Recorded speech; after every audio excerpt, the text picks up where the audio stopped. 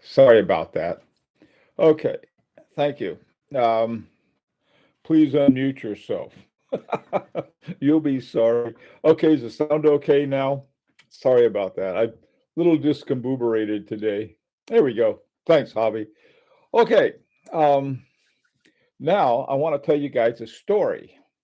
And so this story is about one thing. It's about markets, really. And I'll start. In 1974, I published my first book. And at the time, the publisher was a publisher in New York City called Prager, and Prager had a big international list of books and so forth. Um, and at the time, the guy who was the publisher said what was happening at the time.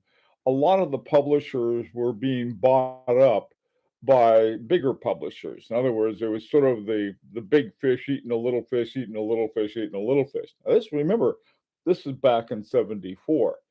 Okay, and he said someday what's going to happen is that there's going to be just a few big publishing companies and a whole bunch of little ones. Well, in a way, he was right. Now, this is all it was pre-computer. I did my first 8 books writing on a typewriter. So, this is a long, long time ago. So anyway, after he said that, I've been watching different things happen. Uh, in the '80s, something was sort of really huge happened, and this was typesetting using a computer and a laser printer. The reason that was important was because what had been typed up was on a digital format. It was on Word or one of the big word processors, and you could simply email those to the publisher, and they'd put it on a computer, and out it would come. Or sometimes they could even receive stuff that was already ready using programs like PageMaker. Well, anyway, it's went along, went along, went along, and it, what happened, what this publisher had said happened, really did happen. Uh, it was really funny. One day, I published a book with, I think it was, let me see, I think it was Addison Wesley, and the next day had been bought by Random House. All right, so those things happen as squeeze happen, but something else happened too. Is that the small bookseller also got squeezed out. These big companies like Barnes and Noble and Power Books. I mean, these guys were brum. They would come along, and I talked to one publisher from Ballantyne. What he told me, he said, what we'd do is we'd go to Barnes and Noble and say, we're thinking of doing this book. How many would you buy, and so forth. And so they would uh, have the book written and do all of that with the number of printing. The print run would be the size of the order that they got before the book was even written. Okay, then what the next thing that happened was Jeff Bezos in Amazon. Now, what Bezos started with was the with books, really books, and the discounts were so big that what people would do is that they would go to places like Barnes and Noble or Tower Books or Tower Records, for that matter, and they would buy. They would see what they wanted, and then they would go order it on Amazon, and they would save like 30-40%, something like that. Huge discount. Okay, so all of this is going on, and there's two things are happening. There's a shrinkage and an expansion, and eh, the the people, unfortunately, who seem to always get get the short end of the stick were all of the experts. They said, I've been in the book business for X number of years, and that can happen. or that can't happen. Well, it did. And so the thing that I'm saying is that a lot of the things that I think were coming before the pandemic were accelerated by the pandemic. And let me, in a similar way that happened with books. Watches, for the most part, I don't know how many people buy what percentage of their watches online. I get almost all of mine, literally.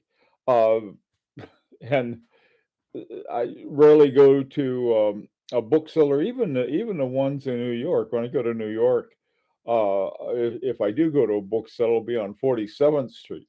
But for the most part, I don't go into the boutiques. I did and found out that this was wasn't the way to go. Now, the there were a lot of people who had experience in the watch business and they knew what was going to happen. Well, they didn't. A lot of things have begun to happen. One of the things, and I think you'll see this in the same way it happened with your small bookstores, the number of ADs is going to start shrinking. It has already. And a lot of them are getting squeezed out by some of the more popular companies. Not all of them. I don't. Rolex is one extremely popular, but they don't seem to be having gone another direction. They've been very successful with sort of their AD model and so forth. Um, here, here's what happens though, and that's what happened in the book business. If you've got a brick and mortar outlet, you've got a certain amount that you're paying every month in terms of keeping that brick and mortar place open. I mean, it just the rent, the heat, the storage space, everything. And the same is true with watches. Watches are, they need storage space and so on and so forth. And so, what you probably have noticed is that more and more companies, you can go in, for example, Nomos, you can buy directly from Nomos, or you can buy directly from one place or the other. And usually, about the only hitch in anything purchasing is different regulations for international sales, and then the customs and so forth. Our custom, we we got the craziest custom systems. All of them are though. Okay, so what's happened with the pandemic? Well, one thing, people can't go to the stores. I mean, that was excuse me, all of these lockdowns. Now, if you think, oh, well, that's all over now, look at Shanghai. Shanghai is a city of a jillion people, and you could, you know, take a cannon and shoot it down any one of those streets, and you're not going to hit anybody. That place is shut down again because of a new a variation of COVID. All right, but that's another story. But the point of it is that there was a greater reliance on the internet. Now, what Bezos saw back in the early 2000s when the internet came out, he realized all of this. And I remember at the time, I kept wondering, like the biggest dummy in the world, why wasn't making money. He said, "Oh, there's no profit. There's no profit." Well, the reason was that he was building infrastructure, and now, I mean, he's the richest guy in the world. Okay, he's also become his own little tyrant. People who sell through Amazon have their own sort of set of issues. Okay, all right. So during the pandemic, a lot of the bigger watch companies started taking this online sales more seriously. And so they figured, well, we can't, somebody can't go out to our ADs, so we could sell it directly. Some of them went to some, I guess you'd call them, if there is such a thing, sort of a wholesale retailer who basically had an online business already, and they could buy watches directly from the watchmaker, from the watch manufacturers, and sell them online. Well, as that happened, certain realizations came to pass. I think FP Journe has now done away with all of its ADs. I mean, why in the world would you give up 50% of the price of the watch? For example, if you have a watch that sells for $20,000, I don't think FP Journe has those anymore, but they did, and half of that would have to go to the AD, or a third of it, or 40%, or whatever the cut was. Why do that if you can sell it directly or sell it through your own boutique? Because your own boutique is, basically you'd just be charging yourself. So this kind of thing, I think it's not that it wasn't coming, because it had been, but rather I think the pandemic really forced more of it.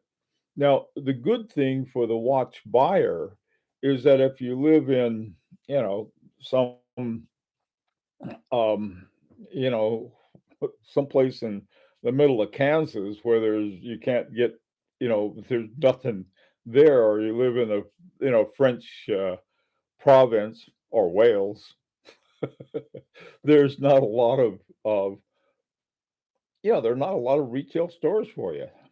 Here where I live, it's like, I think the best watch they have, or the highest brand they have, is in nearby towns around where I am in the Hartford area. There just aren't any. I mean, there's Rolex, but and a few others like that, but not really very much.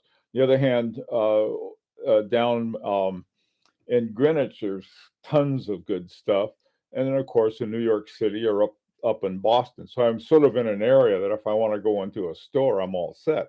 But the last, I don't know how many watches, and the two or three watches that I bought from Japan.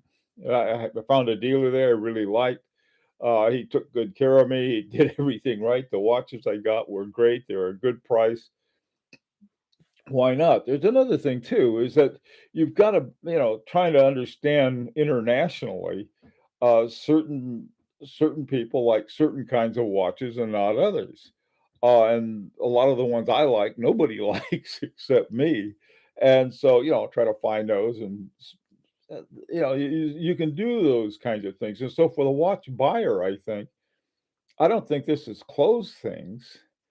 Um, I think it's I think it's opened it up in a different way, though. There's some other things too. I think what happened in the book business, a lot of these companies, my God, Barnes and Noble set up. I mean, they had all the contacts with all of the publishers and everything, and but they could have gone online back when Amazon did, and they sort of did it in a sort of a half measure. And I think in part that was because their retailers were saying, look, we need the, but of course by then Barnes and Noble was gobbling up all these little shops. So sort of, so anyway, so I think what's going to happen, I don't think we're going to go back to 2019, right before the pandemic. I think we're going to enter into a post time. And I think a lot of watch companies that aren't going to do that, we're not going to see much of anymore. Some watch companies like Gronfeld and uh, Laurent Ferrier and Carré and Lana, and some of these, these tip top watchmakers, Gerber and Force, those guys, they, they could sell them any way they want to, and people are going to buy them. They're going to have a waiting list. But for your mainline, now I think one of the more interesting ones is Rolex. I don't. Rolex has That's one of the, I mean, one watch we can get. If I went down to my AD here in over in West Hartford, I could get one. But they told me that most of their stock is now out of their main store in Boston. And so they'd have to go to Boston to get the one that I want. I don't know. So it's we're in very interesting time. But like I said, um, the people who say, "Well, I've been doing this for years," mm, let's watch and see what may come. Okay, I've gone on a long rambling, so let's hear what you got to say. Let's see. Um, we've got Dollar General and a bar. What else do you need? You got a point there, Lee. I mean, back in fracking Gulch, what else does a man need? Uh, everything is hard to get, even Parmigiani. Yeah. Yeah, see, this is another thing too. Something happened to Parmigiani. Two things happened. One, they brought in a new guy to run it, and so he's going to trying to rejigger everything so they can sell.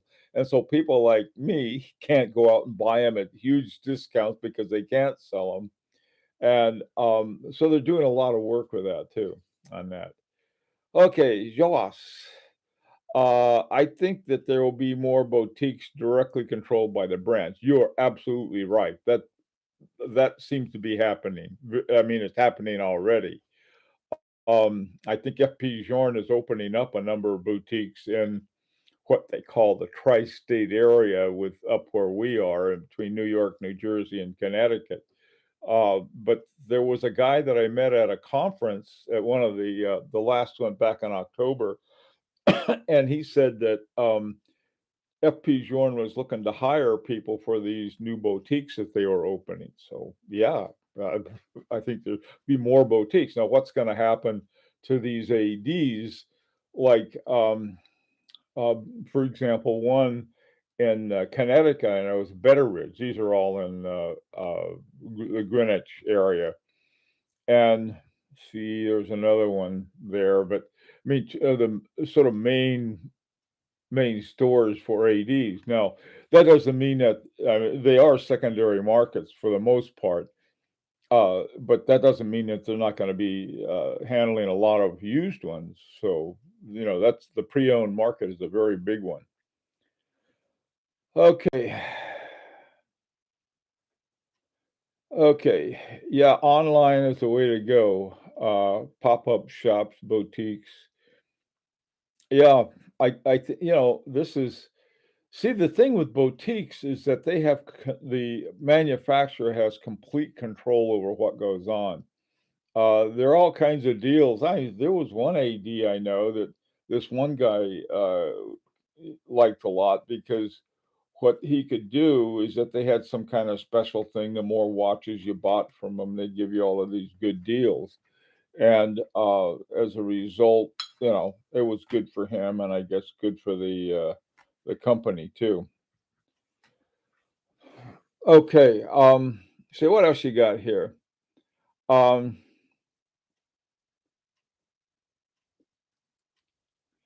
oh wow. Hey Neff.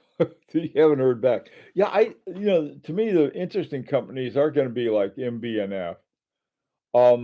It's gonna be another thing I talk about in a bit. Let me see if we got time. Now we're running out of time. We'll talk about that this afternoon. Um, okay. Uh Chenwan Kim. As the economy gets bad, would we be able to buy watches a little cheaper price? Oh, people start going broke, yeah. I mean, like, people don't have any money. This is one of the things that's very tricky about luxury watches.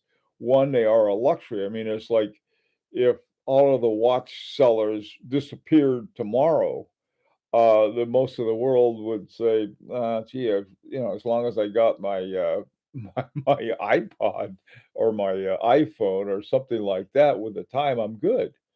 Um, a and so this is so remember is that mechanical watches are an archaic mechanic, and I'm even more archaic because I reject the notion of a silicon hairspring and sort of grumble about, silicon escapements, but see them as not like a silicon hairspring. Dominic, manufacturer that sell directly and exclusively directly or low volume manufacturers. High volume manufacturers depend on multiple sources so that they can spread their large output. That's what's changing, Dominic. That I think is what's changing. It's a good point, but the thing of it is that if I mean if you have a good mechanism set up for uh, for watches or widgets for literally anything, you can make more money by selling them directly to the client than you can through an outlet. I know what you're saying, and for a long time, I think uh, you were right because people would, I don't want to buy online. But see, this is what the pandemic has done that has really shoved that forward. Is that the amount of online shopping went sky high over the pandemic. Right now, yesterday, Amazon has a surcharge for shipping because of fuel prices right now. How long that's going to last, who knows? It just it's a lot of different things too. Another thing is the fuel shortage and prices. The sort of the silver cloud is that they're pushing us more and more toward alternative energy sources. Okay, Burpagon Latour. I've looked. Uh, I've been a supporter of cheaper watches. This pandemic made a lot more people wealthy. However, what kind of discount do you think the ADs will give in a downturn? I don't know. The thing is that if the ADs are your only source, they can charge what they want. Online, they're not the only source. So, see, this is what's sort of a kick. If you can get, there are two things. One is availability, and the other is price. If you can get the same price for a watch directly from a manufacturer, let's say Nomos, I think they sell them directly, um, as you can, traveling 200 miles to a store that happens to have Nomos watches, um, or if you get them at a discount. See, these are at a better price. Now, there may be a point where Nomos or any other watch company, they're lowering the prices to the point where they can't make a profit if they sell it through a retailer because the retailer is going to want a certain amount of cut from that. Pepsi need to support your local stores, else they'll be gone. That is absolutely true. And I think what's going to happen, they're going to be gone.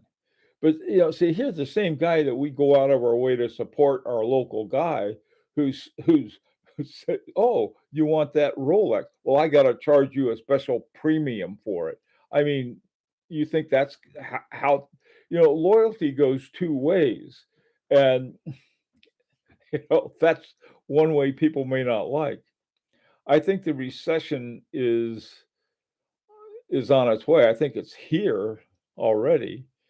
Um, I don't know. I mean, it's gonna be rough, for let's say you have a traditional AD, and that traditional AD, rings up Comcast or AT&T and says, "Look, I want, the best fiber optic type of internet. I want a great website that people can come to and buy watches. Something like Federico has set up, going from a in the store to online. There will be companies that will do that, and they'll do it successfully. Other ones will, they can cry in their beer all they want, but that doesn't mean it's going to do them any good.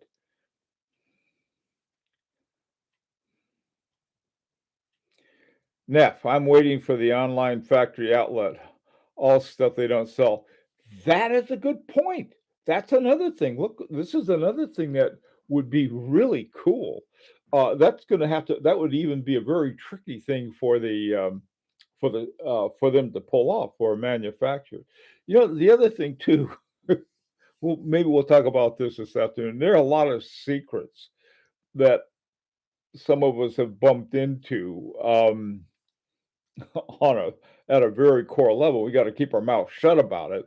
But on the other hand, that it will affect our decisions and the way we see a larger picture. Uh, AP, Rich, AP is supposed to be doing just that, eliminating ADs and selling their watches directly at gray market prices. Hmm. Okay, now remember, they really aren't gray markets, they're secondary markets. A gray market implies somewhere between they're sort of like sort of come out of the black market and to the I don't know what they call the legit market. Rolex just should do online since they have no watch or AD about nor boutique. Yeah, Pepsi, I think you're right. That's gonna be an interesting thing, see what Rolex does.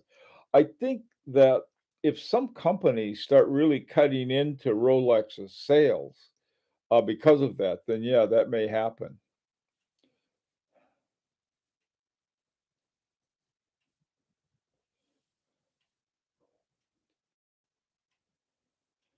Hey, Dominic, see you on 47th Street. That's hey, Tuna. Hey, Owen. Owen, you're at Barbados. We gotta talk, Owen. Let me know when you get back. Hey, Howard. Uh, the mono brand boutique in big shopping malls on major shoppings. Ooh, that's interesting. That's a yeah, Howard. You know, there is sort of yeah, like a big super mall of America or something. Yeah. I saw some of those of all places. I was in Barcelona a couple years ago and bigger in life there when we went into what looked like a I just thought it was a regular department store and they had this section of it there was all of these watches they had Jaeger-LeCoultre and some other ones you usually either see in a boutique or not at all. That may be another one, Howard, especially for sort of in between that they don't want to go with the boutique route but on the other hand they'd like a big exposure.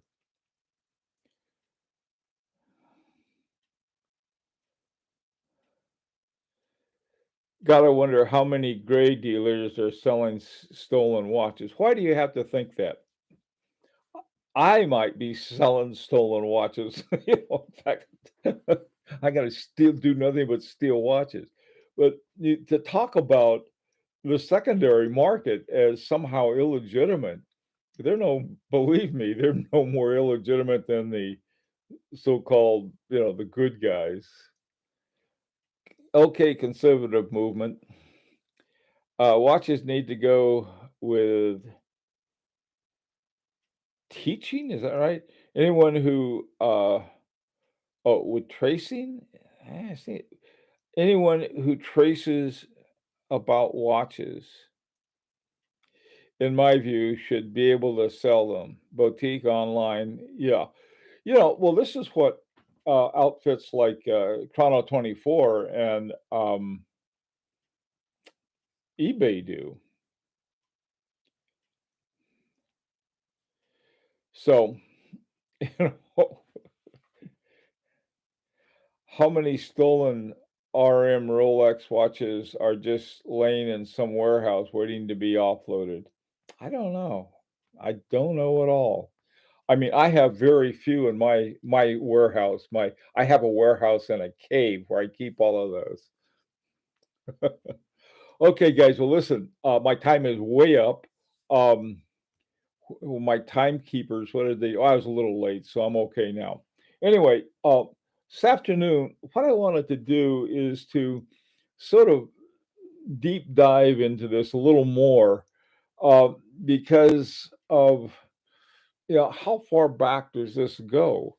One of the things I found out is that your watch manufacturer is all kinds of moving parts, not just what we often think. Anyway, guys, thank you all for being patient. I'm sorry again that I was late, um, but my excuse is my coffee. Hope to see you this afternoon if you're around. Take care.